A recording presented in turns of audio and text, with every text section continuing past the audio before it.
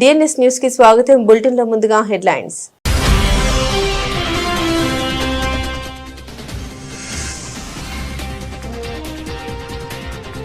Bharat America బంధం చల్లబడింది. American Congress సభ్యుడు రాజా కృష్ణమూర్తి ఆందోళన.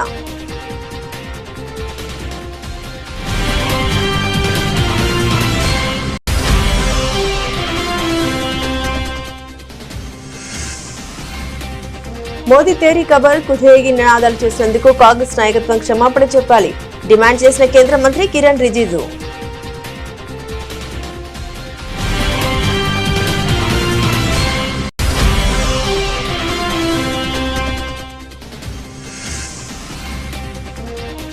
పెద్ద ఎత్తున విదేశీ మాదక ద్రవ్యం ఆదా అయింది స్పష్టం చేసిన కేంద్ర మంత్రి పీయూష్ గోయల్.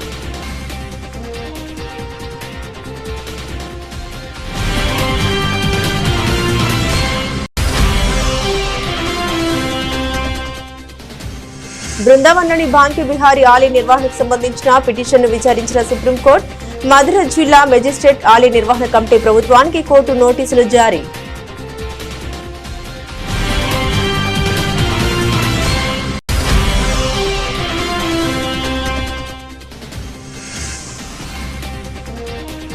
మూడో దశ సర్పంచ్ ఎన్నికలు జరిగే గ్రామాల్లో కాంగ్రెస్ బలపరుస్తున్న అభ్యర్థిని గెలిపించండి ప్రజలను కోరిన మంత్రి పొన్నం ప్రభాకర్.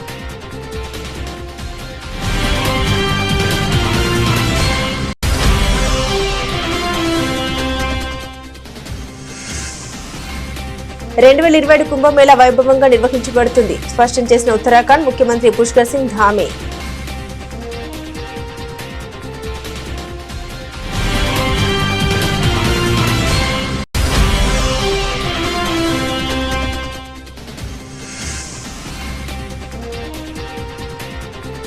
మీ ఇంటి పంచాయతీలో నన్నెందుకు లాగుతారు కవితపై జగ్గారెడ్డి ఆగ్రహం.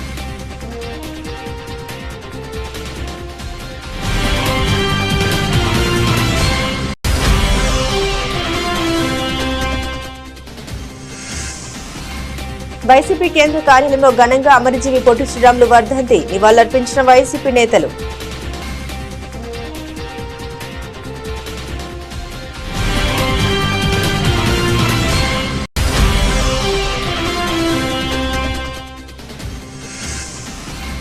ప్రతి జిల్లాకు ఒక లీగల్ సెల్ ఏర్పాటు చేసి గెలిచిన సర్పంచ్లకు అండగా ఉంటాం భరోసానిచ్చిన మాజీ మంత్రి బీఆర్ఎస్ వర్కింగ్ ప్రెసిడెంట్ కేటీఆర్.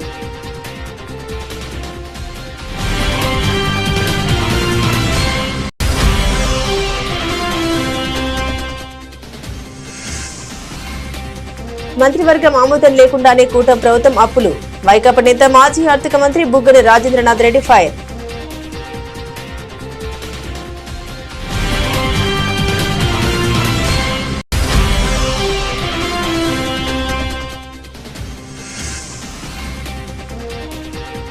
దేశంలో మరింతగా పెరిగిన బంగారం ధరలు 2 లక్షల మార్కు దాటిన వెండి.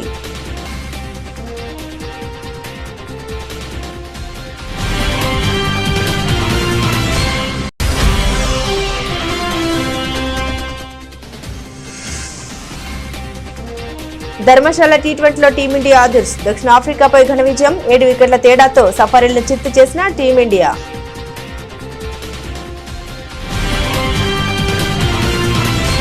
భారత్ అమెరికా మధ్య వ్యూహాత్మక సంబంధాలు ప్రస్తుతం చల్లగా గడ్డకట్టినట్లుగా మారాయని అమెరికాకు చెందిన ప్రముఖ భారత సంతతి కాంగ్రెస్ సభ్యుడు రాజా కృష్ణమూర్తి తీవ్ర ఆందోళన వ్యక్తం చేశారు. గత 3 దశాబ్దాలుగా ఎంతో శ్రమించి నిర్మించుకున్న ఈ భాగస్వామ్యాన్ని ఇటీవల కాలంలో అమెరికా తీసుకుంటున్న కొన్ని విధాన నిర్ణయాలు దెబ్బతీస్తున్నాయని హెచ్చరించారు. షికాగోలో జరిగిన ఇండియా అబ్రాడ్ డైలాగ్ కార్యక్రమంలో ఆయన కీలక ప్రసంగం చేశారు. ప్రస్తుతం బయట ఉన్న వాతావరణం ఇరు దేశాల మధ్య సంబంధాలకు సరిగ్గా సరిపోతుంది కాస్త చల్లగా గడ్డకట్టినట్లుగా ఉంది అని ఆయన వ్యాఖ్యానించారు. ప్రపంచంలోని అతిపెద్ద ప్రజాస్వామ్యం అతిపెద్ద ఆర్థిక వ్యవస్థలో ఒకటైన భారత్ తో సంబంధాలు వాస్తవానికి మరింత వెచ్చగా బలంగా ఉండాలని కానీ అందుకు విరుద్ధంగా జరుగుతున్నాయని ఆయన విచారం వ్యక్తం చేశారు. కాంగ్రెస్ చేపట్టిన నిరసన కార్యక్రమంలో మోదీ తేరీ ఖబర్ కుదేగి నినాదాలు చేసినందుకు కాంగ్రెస్ నాయకత్వం క్షమాపణ చెప్పాలని లోక్సభలో ప్రభుత్వం తరపున పార్లమెంటరీ వ్యవహారాల మంత్రి కిరణ్ రిజిజు డిమాండ్ చేశారు. రాహుల్ గాంధీ మరియు మల్లికార్జున్ ఖార్గే నుండి జవాబుదారీతనం కోరుతూ బీజేపీ తీవ్ర గందరగోళం మధ్య ఉభయ సభల్లో కార్యకలాపాలు వాయిదా పడ్డాయి. రామ్లీలా మైదాన్ ర్యాలీలో ప్రధానమంత్రి మరణాన్ని కోరుతూ నినాదాలు చేసినట్లు ఆరోపణ రావడంతో వివాదం చెలరేగింది. बीजेपी की ओर से एनडीए की ओर से कभी भी किसी का नाम लेकर के किसी का माँ पिताजी को या किसी नेता को मौत से घाट उतरने के लिए कभी भी नहीं कहा।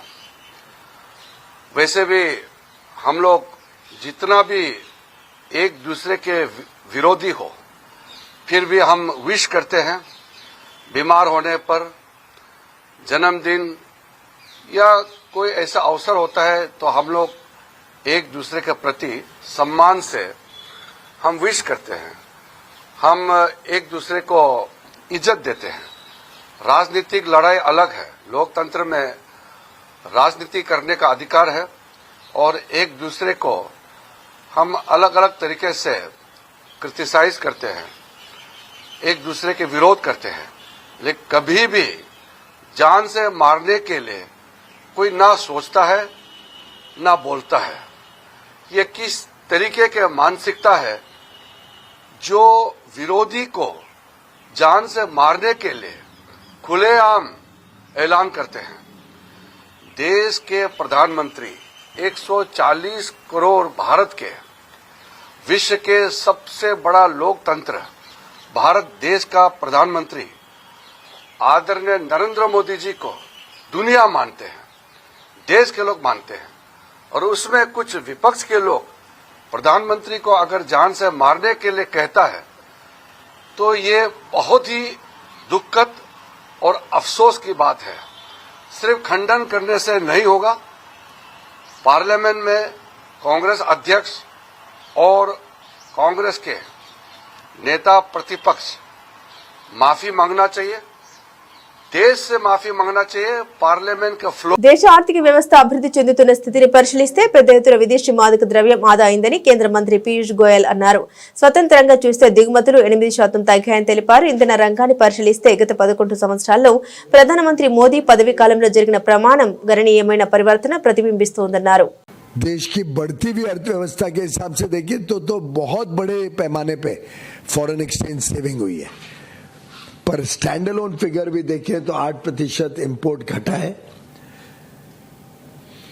दो आपकी जानकारी के लिए, क्योंकि आप सब इकोनॉमिक जर्नलिस्ट भी हैं, हमने जो देखना चाहिए ऐसे कि कोल की रिक्वायरमेंट क्या ग्रो कर रही है। पहले कितना कोल इंपोर्ट होता था, आउट ऑफ हाउ मच, और अब जो ग्रोथ हो गई है उसके हिसाब से अगर सेम ट्रेंड लाइन रहती तो ग्रोथ आज लगभग 2 गुना होता, पर उसके सामने कोल की ग्रोथ बहुत ही साधारण रही है। वो जो कोस्टल प्लांट्स वगैरह हैं, आपको ध्यान होगा कोल लिंकेजेस कैसे होते थे, यानी एक प्लांट जो समुद्र के नजदीक है उसमें कोयला छत्तीसगढ़ से जाता था, और जो छत्तीसगढ़ कोयल माइन के नजदीक प्लांट है उसमें पोर्ट पे माल विदेश से इंपोर्ट होके ट्रेन से जाता था। एक ही समय पे ट्रेन दोनों तरफ, एक तरफ कोयला लेके जा रही है, दूसरी तरफ भी कोयला लेके जा रही है। हमने रैशनलाइज किए कोल लिंकेजेस, और उस समय 2014-15 में 5,000 करोड़ से अधिक बचा था देश का। और ये सब जो मैं बचत बता रहा हूं, ये सब पारदर्शिता, ये अल्टीमेटली कंज्यूमर को लाभ दिए। बिजली के दाम ज्यादा ना बढ़े, बिजली के दाम नियंत्रण में रहे, संतुलन में रहे, इसकी भी चिंता की गई। सोलर पावर, जैसे मैंने बताया, पिछले 11 वर्षों में 46 गुना बढ़ा है, 46 टाइम्स। आज 100 गीगावाट से ज्यादा हो गया है ना, 127 गीगावाट, तो 46 गुना, जो 1.5 गीगावाट जो था, 1.5 गीगावाट 46 टाइम्स बढ़ा है। బృందావన్లోని బాంకి బిహారీ ఆలయ నిర్వహణకు సంబంధించిన పిటిషన్ను సుప్రీంకోర్టు విచారించింది. మధ్య జిల్లా మెజిస్ట్రేట్ ఆలయ నిర్వహణ కమిటీ మరియు ఉత్తరప్రదేశ్ ప్రభుత్వానికి కోర్టు నోటీసులు జారీ చేసింది. ఈ విషయమై ఆలయ పూజారుల తరపు న్యాయవాది తన్వి దూబే మాట్లాడారు.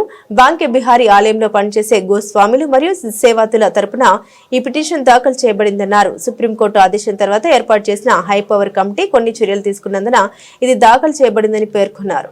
जो आज पिटिशन लगी थी सुप्रीम कोर्ट में, उसमें जो पिटिशनर हैं वो गोस्वामी जो सेवायत हैं, जो मंदिर में सेवा करते हैं बांके बिहारी की, उनकी तरफ से लगाई गई थी। और इसीलिए लगाई गई थी बिकॉज कुछ एक्शंस हैं हाई पावर कमेटी के, जो सुप्रीम कोर्ट के ऑर्डर के बाद कॉन्स्टिट्यूट हुई थी, जिसमें कि दर्शन टाइम जो है मंदिर का वो चेंज कर दिया गया। एक देहरी पूजा होती है मंदिर की, उसको बंद कर दी गई, तो उसको चैलेंज करने के लिए ये पिटिशन लगाई गई थी। मंदिर का आज हमने वही सबमिशन दिया कि मंदिर का टाइमिंग, बांके बिहारी ऐसा मंदिर है जहाँ पे मंगला आरती नहीं होती, बिकॉज भगवान को वहाँ पे एक चाइल्ड के रूप में वहाँ पे पूजा होती है। तो और समर टाइमिंग वहाँ अलग रहता है, विंटर टाइमिंग वहाँ पे अलग रहता है। और ये सारे टाइमिंग्स में कुछ 1 घंटे से 1.5 घंटे का डिफरेंस अब जो नए टाइमिंग के हिसाब से आ गया है। जैसे पहले 7:45 खुलता था, अब वो 7 बजे खुलने लग गया है। तो उससे हमने कोर्ट को एक्सप्लेन करा कि जो इंटरनल रिचुअल्स मंदिर के अंदर होते हैं टेम्पल खुलने से पहले, वो सारे रिचुअल का टाइमिंग भी बदल गया है। जब डीटी की सुबह उठ के जो पूजा होती है या रात में सोने से पहले पूजा होती है, उसका टाइम भी बदल गया है, अब ऑर्डर्स के बाद बदल गया है। तो ये सारी चीज़ों पे हमारा मुख्य चैलेंज था। और देहरी पूजा एक ऐसा रिचुअल है जो कि सिर्फ बांके बिहारी मंदिर में एक बहुत ही पेक्यूलियर रिचुअल है। एंड इस रिचुअल में देहरी जो एंट्रेंस ऑफ द डोर होता है, उसको चरण माना जाता है भगवान का, जहाँ पे पूजा होती है। बट जब ये पूजा होती है, जब एंटायर क्राउड को एंट्री उस जगह पे नहीं होती, वो पूजा तभी होती है जब मंदिर बंद कर दिया जाता है। तो उस पे भी हमारा एक बहुत बड़ा चैलेंज था कि इस पूजा को अब रोक दिया गया है, पर ये एक बहुत बड़ा रिचुअल है जो सालों से चला आ रहा है। और ऐसे रिचुअल को अगर रोक दिया तो वो डायरेक्टली एक कॉन्ट्रोवेंशन है एसेंशियल रिलीजियस प्रैक्टिसेस पे। तो आज सुप्रीम कोर्ट ने इस पिटिशन में नोटिस इशू करा है एंड अभी ये जनवरी में लगाया है। तो लेट्स सी व्हाट। మూడో దశ సర్పంచ్ ఎన్నికలు జరిగే గ్రామంలో కాంగ్రెస్ పార్టీ బలపరుస్తున్న అభ్యర్థుల్ని గెలిపించాలని మంత్రి పొన్నం ప్రభాకర్ ప్రజల్ని కోరారు. తెలంగాణ ప్రజాపాలన ప్రభుత్వంలో ముఖ్యమంత్రి రేవంత్ రెడ్డి నాయకత్వంలో ప్రతి గ్రామంలో అభివృద్ధి కార్యక్రమాలు చేస్తుందని తెలిపారు. ఈ రోజు అమలవుతున్న సంక్షేమ పథకాలు, అభివృద్ధి కార్యక్రమాలు గ్రామ స్థాయి వరకు వస్తున్నాయని తెలిపారు. సన్నబియ్యం, రేషన్ కార్డులు, ఇందిరమ్మ ఇళ్లు, 200 యూనిట్ల ఉచిత విద్యుత్, మహిళా సంఘాలకు వడ్డీ లేని రుణాలు, ఆర్టీసీలో ఉచిత ప్రయాణం, ఇలా ఎన్నో పథకాలు అమలవుతున్నాయన్నారు. ఇంకా భవిష్యత్తులో అనేక కార్యక్రమాలు కొనసాగిస్తుందన్నారు. మూడో దశ గ్రామ పంచాయతీ ఎన్నికల్లో కాంగ్రెస్ పార్టీ బలపరుస్తున్న అభ్యర్థుల్ని గెలిపించాలని విజ్ఞప్తి చేశారు. మూడో దశ సర్పంచ్ ఎన్నికలు జరిగేటువంటి గ్రామాల్లో కాంగ్రెస్ పార్టీ సానుభూతిపరులను గెలిపించండి. తప్పకుండా తెలంగాణ ప్రజాపాలన ప్రభుత్వం రేవంత్ రెడ్డి గారి నాయకత్వంలో ప్రతి గ్రామంలో అభివృద్ధి కార్యక్రమాలను చేస్తుంది. కాంగ్రెస్ పార్టీకి సంబంధించి ఈరోజు జరుగుతున్న కార్యక్రమాలు అనేకంగా గ్రామ స్థాయి దాకా వస్తున్నటువంటి అంశం మీరు చూస్తూ ఉన్నారు. సన్న బియ్యం కావచ్చు, రేషన్ కార్డు కావచ్చు, ఇందిరమ్మ కావచ్చు, 200 యూనిట్ల కరెంటు ఫ్రీ కావచ్చు, ఉచిత బస్సు కావచ్చు, వడ్డీ లేని రుణాలు కావచ్చు. ఇంకా భవిష్యత్తులో చేపట్టే కార్యక్రమాలకు స్థానిక గ్రామ పంచాయతీ సర్పంచులు కాంగ్రెస్ వాళ్ళైతే ఇంకా అభివృద్ధి చేసే అవకాశం ఉంటుందనేటువంటి మాట మనవి చేస్తూ, తప్పకుండా తెలంగాణ వ్యాప్తంగా మూడో దశ గ్రామ సర్పంచ్ ఎన్నికల్లో కాంగ్రెస్ పార్టీ అభ్యర్థులను గెలిపేమని కోరుతా ఉన్నారు. 2027 కుంభమేళాకు అన్ని ఏర్పాట్లు చేస్తున్నట్టు ఉత్తరాఖండ్ ముఖ్యమంత్రి పుష్కర్ సింగ్ ధామి తెలిపారు. ఈ విషయమై ఆయన మాట్లాడారు. తాను భగవంతుడు మహాదేవుడు నగరానికి వచ్చినప్పుడల్లా తన హృదయంలో ఎల్లప్పుడూ భక్తి మరియు ఆయన ఆశీర్వాదం కోసం ప్రార్థన ఉంటుందన్నారు. రాబోయే కాలంలో తమ కుంభమేళా జరుగుతుందని అన్నారు. 2027లో సాధువుల ఆశీర్వాదాలు మరియు స్థానిక ప్రజల మద్దతుతో తమ పరిపాలన అందరితో పాటు కుంభమేళా వైభవంగా నిర్వహించబడుతుందని స్పష్టం చేశారు. महादेव की नगरी में जब भी आना होता है तो ऐसी मन में अभिलाषा रहती है, प्रार्थना रहती है कि महादेव का आशीर्वाद मिलेगा. महादेव का आशीर्वाद भी लिया है कि सारे काम सारे प्रदेश के अंदर बिना विघ्न बाधा के संपन्न हो. आने वाले समय में हमारा कुंभ मेला हो रहा है. कुंभ मेला की भी सारी तैयारियां निर्विघ्न रूप से पूरी हों. सभी पूज्य साधु संतों का भी, पूज्य महात्माओं का भी आशीर्वाद लिया है हम सब मिलकर 2027 में.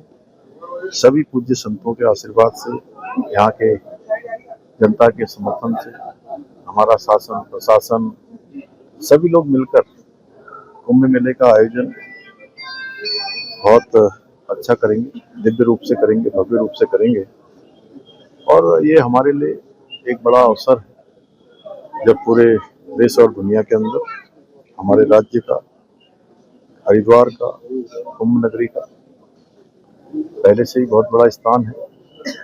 उस स्थान को और विस्तार देने का और लोगों को अच्छे तरीके से यहाँ पर एक आने पर अच्छा महसूस हो, सबकी यात्रा अच्छी हो, सुरक्षित हो, उसके लिए हम लोग काम कर रहे हैं। టీపీసీసీ కార్యనిర్వాహక అధ్యక్షుడు తూర్పు జగ్గారెడ్డి బీఆర్ఎస్ ఎమ్మెల్సీ కవితపై తీవ్ర స్థాయిలో స్పందించారు. మంత్రి హరీష్ రావు మీద కోపంతోనే తాను కాంగ్రెస్ లో చేరానంటూ కవిత సోషల్ మీడియాలో తప్పుడు ప్రచారం చేస్తున్నారని, దీన్ని పూర్తిగా ఖండిస్తున్నామని స్పష్టం చేశారు. దివంగత ముఖ్యమంత్రి వైఎస్ రాజశేఖర రెడ్డి ఆహ్వానం మేరకే తాను తన భార్య నిర్మల కాంగ్రెస్ పార్టీలో చేరామని జగ్గారెడ్డి తెలిపారు. అంతేకాదు తప్ప హరీష్ రావుపై కోపంతో కాదు అని ఆయన వివరించారు. ఆ సమయంలో కవితకు రాజకీయాల్లో ఓనమాలు కూడా తెలియవని జగ్గారెడ్డి ఎద్దేవా చేశారు. కేసీఆర్ కూతురు కాబట్టి ఆమె లీడర్ అయ్యారని, తాను మాత్రం స్వయంగా ఎదిగారని అన్నారు. మీ ఇంటి పంచాయతీలో నన్నెందుకు ఇరికిస్తారని కవితను ప్రశ్నించారు. కేసీఆర్ కూతురు అభిమాన సంఘాలు ఆ సోషల్ మీడియాలో అవన్నీ పెట్టుడు బంద్ చేసుకోండి. రాజకీయ విలువలతో కూడుకున్న రాజకీయం చేసుకొని నాయకులు కండి అని హితు అది పొలిటీషియన్గా నేను సజెషన్ చేస్తున్నాను. ఇప్పుడు ఆమె ఎవరు? కేసీఆర్ కూతురు కాబట్టి లీడర్ అయింది. జగ్గారెడ్డి ఎవరు? జగ్గారెడ్డి నేను లీడర్ని. కేసీఆర్ అనే నాయకుడు లేకపోయి ఉంటే కవిత లేదు. కాబట్టి నేను ఏమంటున్నా పదే పదే కేసీఆర్ కూతురు అని అంటున్నా. లేదు కదా, నువ్వు కేసీఆర్ కూతురువే, దట్స్ ఆల్. ఇక నువ్వు మీ అయ్యని ఎందుకు అట్లా అంటున్నావు అది మీ వ్యవహారం. కానీ మమ్మల్ని ఎందుకు ఇరికించుకుంటున్నావు అలా? అది పద్ధతి కాదు కదా. కాబట్టి మళ్ళీ చెప్తున్నాను, తెలంగాణ రాష్ట్ర ప్రజలకు ఈ తెలుగు ఛానల్స్ ఆంధ్రప్రదేశ్ రాష్ట్ర ప్రజలు కూడా చూస్తారు కాబట్టి మళ్ళొక్కసారి ఈ సోషల్ మీడియాలో కేసీఆర్ కూతురు పెడుతున్న సోషల్ మీడియా ప్రకటనలకు వాల్యూ లేదు, పెట్టకండి. నేను అందులో పోవడానికి ఇక అది చెప్తా. కాంగ్రెస్లో పోవడానికి కారణం ఏంటంటే ప్రధానంగా రాజశేఖర రెడ్డి గారు కారణం. నేను అలా ఇళ్ళకి రావడానికి మెయిన్ రాజశేఖర రెడ్డి సాబేగా. వైసీపీ కేంద్ర కార్యాలయంలో అమరజీవి పొట్టి శ్రీరాములు వర్ధంతి సందర్భంగా వైసీపీ నేతలు ఘన నివాళులర్పించారు. మాజీ ఎమ్మెల్యేలు వెల్లంపల్లి శ్రీనివాసరావు, సుధాకర్ బాబు, ఎమ్మెల్సీ రుహుల్లా, విజయవాడ మేయర్ రాయన భాగ్యలక్ష్మి తదితర పార్టీ నేతలు అమరజీవి పొట్టి శ్రీరాములు చిత్రపటానికి పూలమాల వేసి నివాళులర్పించారు. పొట్టి శ్రీరాములు త్యాగఫలం కారణంగా ఆంధ్ర రాష్ట్రం ఏర్పడిందని నేతలు పేర్కొన్నారు. ఈరోజు పొట్టి శ్రీరాములు గారి కంటే నేనే చేస్తానని చెప్పే విధంగా ఏదో అనేక కార్యక్రమాలు చేపడతానికి ప్రయత్నం చేస్తున్నాడు. కానీ రాష్ట్ర ప్రజలెవరూ కూడా నమ్మే పరిస్థితి లేదు. ముఖ్యంగా చెప్పాలంటే పొట్టి శ్రీరాములు గారి త్యాగ ఫలితంగా వచ్చిన ఆంధ్ర రాష్ట్ర అవతరణ దినోత్సవం నవంబర్ 1 ఉండేది. కానీ మన రాష్ట్రం విడిపోయినా కానీ తెలంగాణ జూన్ 2వ తారీఖు నాడు వాళ్ళ యొక్క అవతరణ దినోత్సవం చేసుకుంటుంటే గతంలో 2014 నుంచి 19 వరకు కూడా ఆ జూన్ 2ని ఏదో దిక్కుమాల దినంగా సాగించేవాడు తప్ప నవంబర్ 1ని ఆపేశాడు.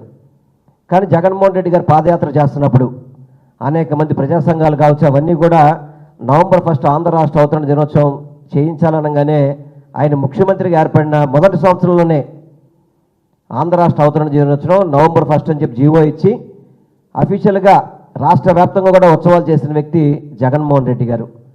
మళ్ళీ జగన్మోహన్ రెడ్డి గారి పరిపాలన పోయిన తర్వాత గత 2 సంవత్సరాల నుంచి నవంబర్ 1 కూడా మర్చిపోయిన వ్యక్తి చంద్రబాబు నాయుడు.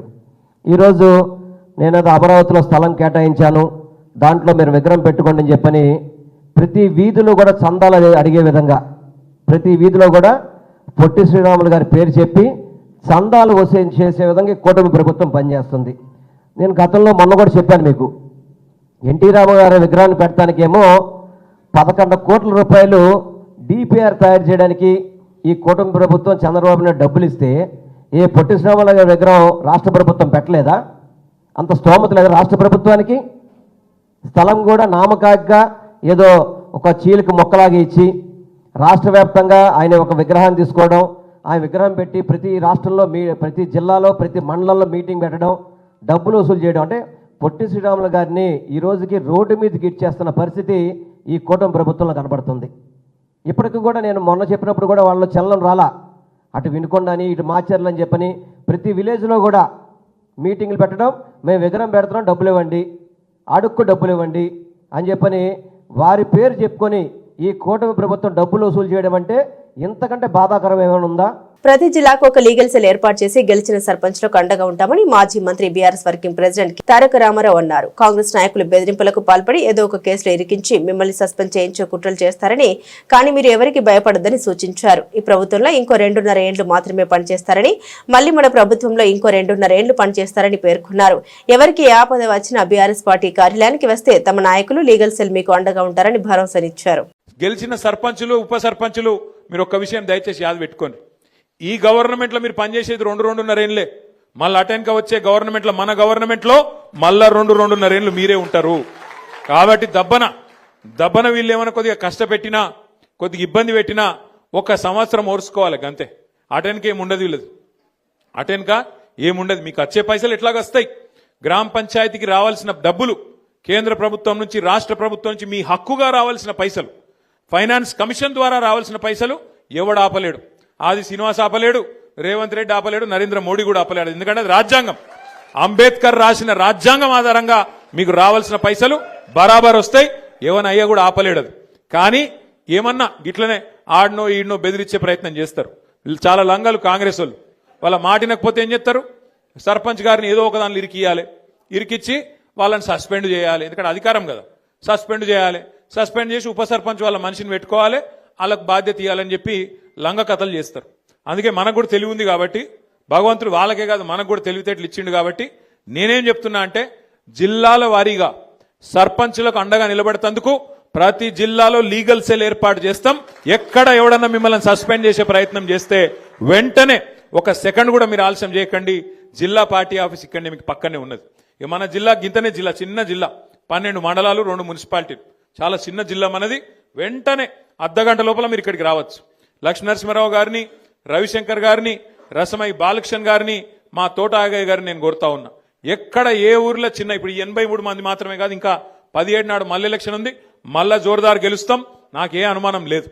ఎక్కడ చిన్న సమస్య వచ్చినా సర్పంచ్ గాని ఉప సర్పంచ్ గాని వెంటనే ఇక్కడ లీగల్ సెల్ యాక్టివేట్ చేయాలి, వెంటనే కోర్టుకు పోవాలి, మన హక్కుల కోసం మనం కొట్లాడాలి. ఈ విషయంలో రాజీ పడొద్దని చెప్పి నేను కోరుతున్నా. ఆంధ్రప్రదేశ్ రాష్ట్రంలోని కూటమి ప్రభుత్వం మంత్రివర్గ ఆమోదం లేకుండానే విచ్చలవిడిగా అప్పులు చేస్తోందని వైకాపా నేత మాజీ ఆర్థిక మంత్రి బుగ్గన రాజేంద్రనాథ్ రెడ్డి ఆరోపించారు. రాష్ట్ర బెవరేజెస్ కార్పొరేషన్ బాండ్లను తాకట్టు పెట్టి 9% పైగా వడ్డీతో 5,750 కోట్లు రుణం సమీకరించారని ఆయన విమర్శించారు. హైదరాబాద్ లోని సోమాజిగూడ ప్రెస్ క్లబ్ లో ఆయన మీడియాతో మాట్లాడారు. గతంలో తమ ప్రభుత్వ హయాంలో ఇదే బెవరేజెస్ బాండ్లను సంక్షేమ పథకాల కోసం అమ్మకానికి పెడితే నానా రాద్ధాంతం చేశారని ఆయన గుర్తు చేశారు. ఇప్పుడు ఇదే పనిని కూటమి ప్రభుత్వం చేస్తుందని దుయ్యబట్టారు. అంటే ఫ్రంట్ పేజీలో హెడ్ లైన్స్ లో ఈ విధంగా వస్తుంది, మళ్ళీ లోపల పేజీలో తగ్గకుండా మళ్ళా ఈ విధంగా వస్తుంది అన్నమాట. దాంట్లో మళ్ళా ఏమని, ప్రభుత్వ ఆదాయాన్ని మళ్లించి ఇలా కార్పొరేషన్ల నుంచి రుణాలు సమీకరించడం రాజ్యాంగ విరుద్ధమని సాక్షాత్తు కేంద్రం పేర్కొంది. కేంద్రం ఆర్థిక శాఖ కార్యదర్శి సోమనాథన్ రాష్ట్ర ప్రభుత్వానికి లేఖ కూడా రాశారు. అంతేకాదు ఏపీ కార్పొరేషన్లు రుణాలు ఇచ్చే క్రమంలో జాగ్రత్తగా వ్యవహరించాలని కేంద్ర ఆర్థిక శాఖ వివిధ బ్యాంకులకు హెచ్చరించింది. ఇదేమండి ఇప్పుడు మీరు చేసిండేది? అంటే మీదేమైనా కొత్త పద్ధతే? అసలు నిజం చెప్పాలంటే ఇంతవరకు ఆశ్చర్యకరమైన విషయం ఏమంటే, అసలు ఇంతవరకు కూడా మీరు అసలు జీవో కూడా బయట కనపడడం లేదు. దీనికి జీవో కనపడడం లేదు, గ్యారంటీ కనపడడం లేదు. మామూలుగా అయితే ఒక జీవో ఇవ్వాలి ఎక్సైజ్ డిపార్ట్మెంట్, మాకైతే కనపడలే. బయట ఉంటే మీరు రిలీజ్ చేయండి. లేదు గ్యారంటీ ఎవరు ఇవ్వాలి? క్యాబినెట్ ఇవ్వాలి. ఈ మధ్య జరిగిన క్యాబినెట్ ఆమోదంలో, మామూలుగా క్యాబినెట్ జరిగిన తర్వాత ఐఎన్పిఆర్ మంత్రి బయట బ్రీఫింగ్ ఇస్తారు మీడియాకు. ఆ బ్రీఫింగ్లో మాకైతే విన్నట్లు మరి మాకు తెలీదు మీరు గ్యారంటీ ఇచ్చినారని చెప్పేసి. అదేవిధంగా ఇది ఎవరండి, ఆంధ్రజ్యోతి, అప్పుల కోసం కొత్త కిక్కు. దీన్ని ఏమంటారండి? కిక్కు కాక ఏమంటారు దీనికి ఏమైనా వేరే పదం పెట్టాలనా? దీంట్లో ఏమి, కాసుల కోసం మరో రాజ్యాంగ విరుద్ధ నిర్ణయం, స్పెషల్ మార్జిన్ భారీగా పెంపు, స్పెషల్ మార్జిన్. ఓహో, అంటే ఇప్పుడు మీరు స్పెషల్ మార్జిన్ కాదా మీరు పెట్టిండేది? మీరు ఏం మార్జిన్ పెట్టినారు? మీరు పెట్టిండేది స్పెషల్ మార్జినే కదా. మళ్ళీ అప్పుడు కిక్కు రావడం ఏమి, ఇప్పుడు కిక్కు రాకపోవడం ఏమి? మళ్ళా లోపల అంటే బయట పెద్ద పేజ్ ఇట్లుంటుంది, లోపల మళ్ళా ఫుల్ పేజ్ మళ్ళా ఏమని, అప్పుల కోసం కొత్త కిక్కు. మళ్ళీ మొత్తం చాట్లు గీట్లు అన్ని రకరకాలు అప్పుల కోసం కిక్కు. మళ్ళీ ఈనాడు, అప్పు మీద ఖర్చు మాది, అప్పు మీది ఖర్చు మాది. అబ్బా, కార్పొరేషన్ల పేరిట రుణాలు, దీన్ని ఏమంటారు? ఏపీబీసీలు ఏమండి? ఇది ప్రైవేట్ కంపెనీనా? వాటిని వాడుకునేదే ప్రభుత్వమే, వాటిని వాడుకునేది ప్రభుత్వమే. ఇప్పుడు ఎవరు వాడుకుంటున్నారు? మేము వాడుకుంటున్నామా దీనిలో? తిరిగి గత వారం కాస్త శాంతించినట్లు కనిపించిన పసిడి ధరలు మళ్లీ భగ్గుమన్నాయి. ట్రేడింగ్ ప్రారంభమైన కాసేపటికే పై కేగబాకాయి. గుడ్ రిటర్న్స్ వెబ్సైట్ ప్రకారం సోమవారం మధ్యాహ్నం 12 గంటల సమయంలో దేశంలో 24 క్యారెట్ల 10 గ్రాముల బంగారం ధర నిన్నటి రేటుతో పోలిస్తే ఏకంగా 820 మేర పెరిగి రికార్డు స్థాయిలో 1,34,730కి చేరుకుంది. ఇక 22 క్యారెట్ల ఆర్నమెంటల్ గోల్డ్ ధర 720 మేర పెరిగి 1,23,500కు చేరుకుంది. వెండి ధరలకు రెక్కలొచ్చాయి. సుమారు 3,000 మేర పెరిగి 2,09,00కు చేరుకైంది. చెన్నైలో 10 గ్రాములు 24 క్యారెట్ల మేలిమి బంగారం ధర గరిష్టంగా 1,35,930కి చేరుకుంది. ఢిల్లీలో 1,34,880గా ఉంది. హైదరాబాద్, విజయవాడ నగరాల్లో 1,34,730గా ఉంది. మరోవైపు 22 క్యారెట్ల ఆర్నమెంటల్ పసిడి ధర చెన్నైలో 1,24,600కు చేరుకుంది. హైదరాబాద్, విజయవాడలో 10 గ్రాముల 22 క్యారెట్ల బంగారం ధర 1,23,500గా ఉంది. వెండి ధరలు నేడు భారీగా ఎగబాకాయి. పలు నగరాల్లో 2 లక్షల మార్కును దాటేశాయి. చెన్నైలో గరిష్టంగా కేజీ వెండి ధర 2,13,000 తాకింది. హైదరాబాద్, విజయవాడ, విశాఖపట్నంలో కూడా ధరలు దాదాపు ఇదే స్థాయిలో కొనసాగుతున్నాయి. ధర్మశాల వేదికగా దక్షిణాఫ్రికాతో జరిగిన 3వ టీ20 మ్యాచ్ లో భారత జట్టు అద్భుత ప్రదర్శన చేసింది. బౌలర్లు, బ్యాటర్లు సమిష్టిగా రాణించడంతో 7 వికెట్ల తేడాతో సఫారీలపై ఘన విజయం సాధించింది. మొదట బౌలింగ్ లో ప్రత్యర్థిని తక్కువ స్కోర్కే కట్టడి చేసి ఆ తర్వాత స్వల్ప లక్ష్యాన్ని సునాయాసంగా ఛేదించింది. ఈ మ్యాచ్ లో టాస్ గెలిచిన భారత కెప్టెన్ సూర్యకుమార్ యాదవ్ ఫీల్డింగ్ ఎంచుకున్నారు. బ్యాటింగ్ కు దిగిన దక్షిణాఫ్రికాకు ఆరంభంలోనే గట్టి షాక్ తగిలింది. భారత బౌలర్ల కట్టుదిట్టమైన బౌలింగ్ కు సఫారీ బ్యాటర్లు వరుసగా పెవిలియన్ కు క్యూ కట్టారు. దక్షిణాఫ్రికా నిర్ణీత 20 ఓవర్లలో 117 పరుగులకు ఆలౌట్ అయింది. భారత బౌలర్లలో హర్షదీప్ సింగ్, వరుణ్ చక్రవర్తి, హర్షిత్ రాణా, కుల్దీప్ యాదవ్ తలా 2 వికెట్లు పడగొట్టి సఫారీల పతనాన్ని శాసించారు. హార్దిక్ పాండ్యా, శివన్ దూబే చెరో వికెట్ తీశారు. అనంతరం 118 పరుగుల స్వల్ప లక్ష్యంతో బరిలోకి దిగిన భారత్ కు ఓపెనర్ అభిషేక్ శర్మ 18 బంతుల్లో 35 మెరుపు ఆరంభాన్ని ఇచ్చాడు. శుభ్మన్ గిల్ రాణించాడు. చివర్లో తిలక్ వర్మ, శివన్ దూబే లాంఛనాన్ని పూర్తి చేయడంతో భారత్ 15.5 ఓవర్లలోనే 3 వికెట్లు కోల్పోయి లక్ష్యాన్ని అందుకుంది. కెప్టెన్ సూర్యకుమార్ యాదవ్ 12 పరుగులు చేసి అవుట్ అయ్యాడు. ఈ విజయంతో టీమిండియా 5 మ్యాచ్ల సిరీస్ లో 2-1 ఆధిక్యంలోకి దూసుకెళ్లింది. బులెటిన్ ముగించే ముందు హెడ్లైన్స్ మరోసారి.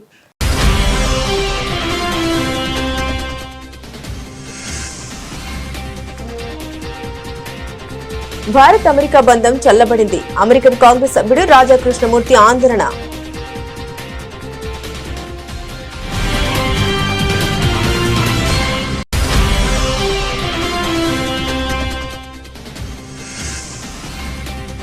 మోదీ తేరీ ఖబర్ కుథేగి నినాదాలు చేసినందుకు కాంగ్రెస్ నాయకత్వం క్షమాపణ చెప్పాలి డిమాండ్ చేసిన కేంద్ర మంత్రి కిరణ్ రిజిజు.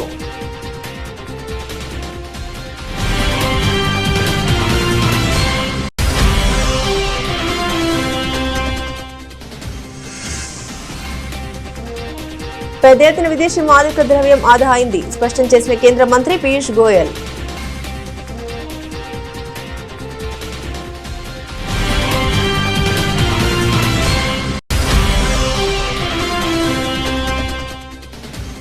బృందావన్లోని బాంకే బిహారీ ఆలయ నిర్వహణకు సంబంధించిన పిటిషన్ను విచారించిన సుప్రీంకోర్టు.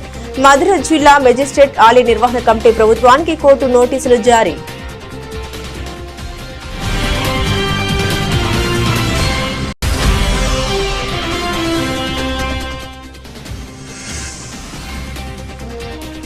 మూడో దశ సర్పంచ్ ఎన్నికలు జరిగే గ్రామాల్లో కాంగ్రెస్ బలపరుస్తున్న అభ్యర్థుల్ని గెలిపించండి ప్రజలను కోరిన మంత్రి పొన్నం ప్రభాకర్.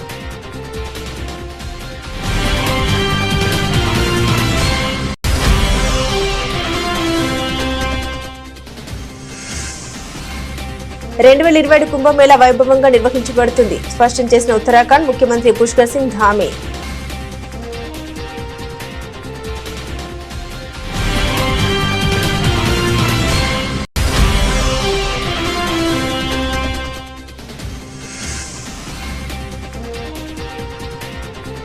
మీ ఇంటి పంచాయతీలో నన్నెందుకు లాగుతారు కవితపై జగ్గారెడ్డి ఆగ్రహం.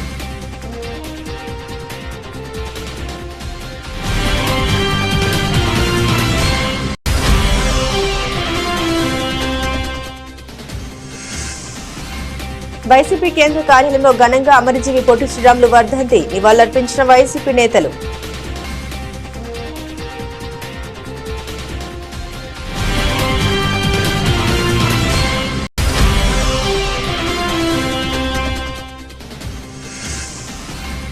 ప్రతి జిల్లాకు ఒక లీగల్ సెల్ ఏర్పాటు చేసి గెలిచిన సర్పంచులకు అండగా ఉంటాం.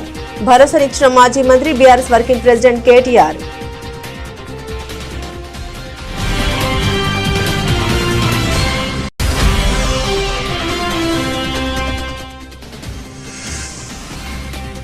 మంత్రివర్గం ఆమోదం లేకుండానే కూటమి ప్రభుత్వం అప్పులు. వైకాపా నేత మాజీ ఆర్థిక మంత్రి బుగ్గన రాజేంద్రనాథ్ రెడ్డి ఫైర్.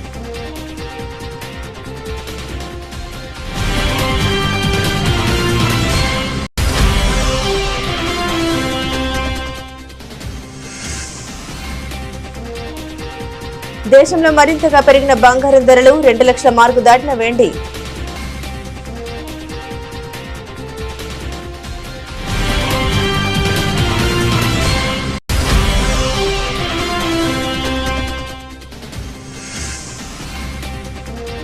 ధర్మశాల టీ20లో టీమిండియా ఆదర్శ్. దక్షిణాఫ్రికాపై ఘన విజయం. 7 వికెట్ల తేడాతో సఫారీలను చిత్తు చేసిన టీమిండియా.